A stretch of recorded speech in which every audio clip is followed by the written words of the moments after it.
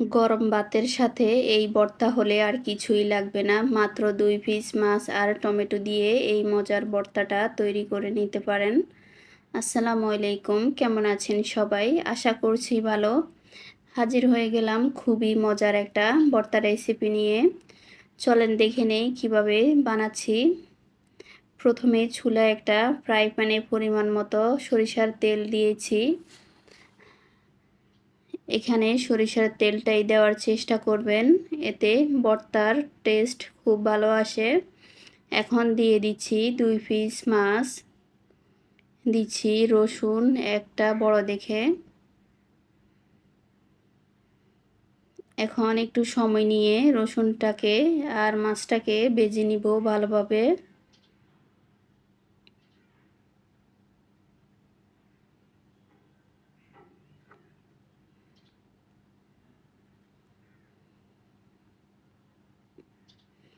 দিয়ে দিচ্ছি কাঁচামরিচ, আমি মরিচটাকে ভেঙে নিয়েছি।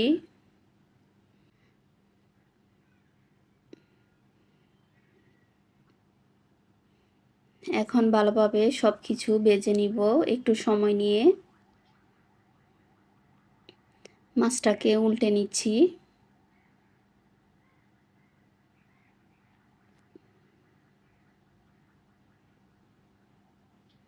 এইভাবে একবার ভর্তাটা বানিয়ে দেখবেন, খেতে কিন্তু খুবই ভালো লাগে।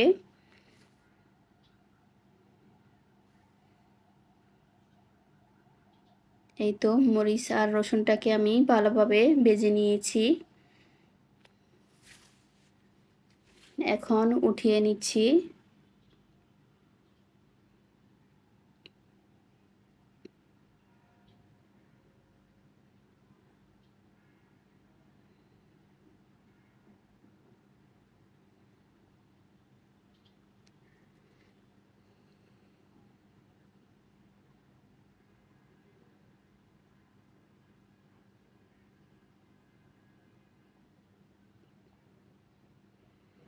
এই তো আমি মরিচ আর রসুনটা উঠিয়ে নিয়েছি। এখন দিয়ে দিচ্ছি পেঁয়াজ কুচি। এখানে আমি 3টা মাঝারি সাইজের পেঁয়াজ দিয়েছি। এখন পেঁয়াজটাকে ভালোভাবে ভেজে নিব।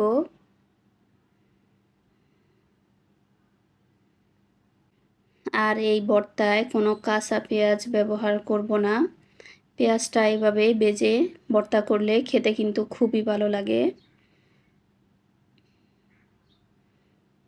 এই তো পেঁয়াজটা আমি ভালোভাবে ভেজে নিয়েছি। এখন পেঁয়াজটা উঠিয়ে নিব।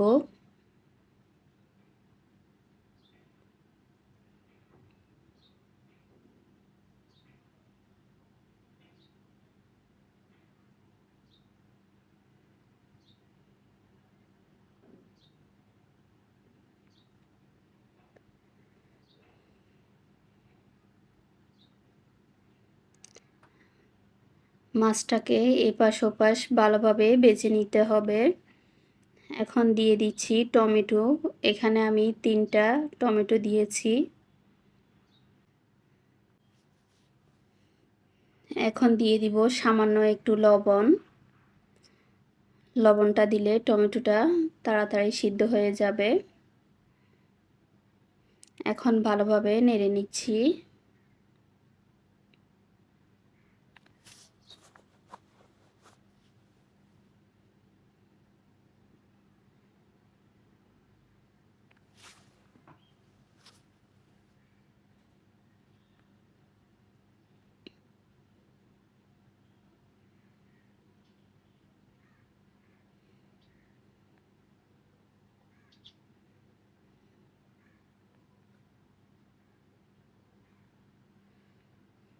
এতক্ষণ যারা ধৈর্য নিয়ে আমার ভিডিওটি দেখেছেন অথচ লাইক দিতে ভুলে গিয়েছেন, প্লিজ একটা লাইক দিয়ে দিবেন।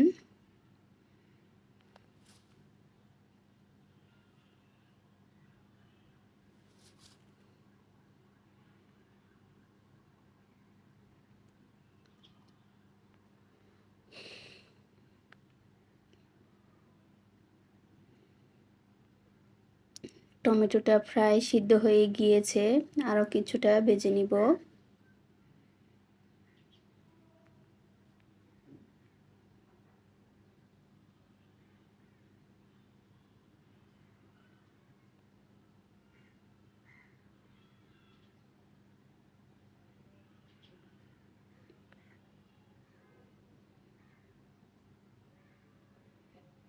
এখন মাছটাকে উঠিয়ে নিব।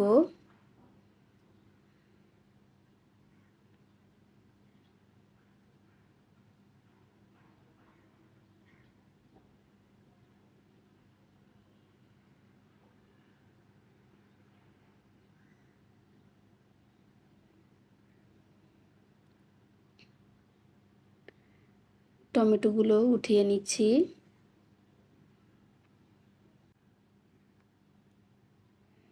এই তো সব কিছু উঠিয়ে নিয়েছি। এখন রসুন আর মরিচটাকে ভালোভাবে মেখে নিব।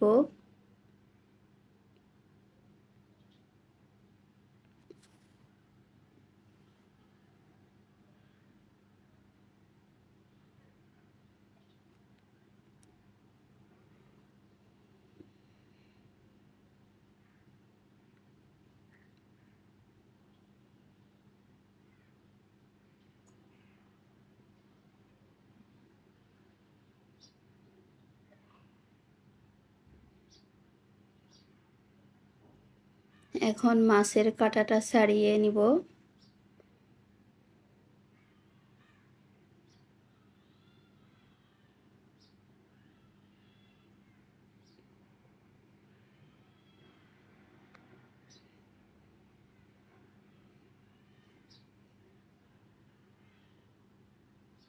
এই তো মাছের কাঁটাটা ছাড়িয়ে নিয়েছি।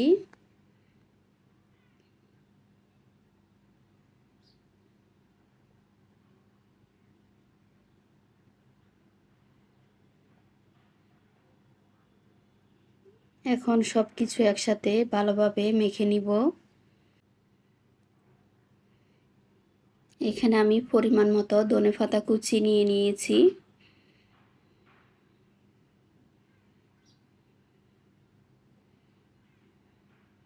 এখন সব কিছু একসাথে মেখে নিব।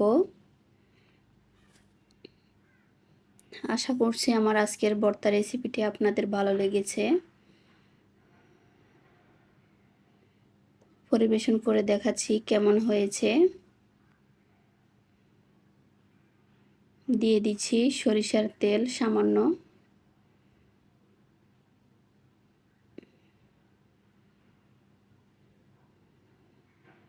একবার এই ভর্তাটা বানিয়ে দেখবেন।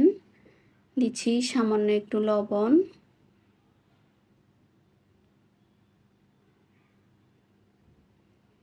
দেখা হবে অন্য কোনো ভিডিওতে। সে পর্যন্ত সবাই ভালো থাকবেন।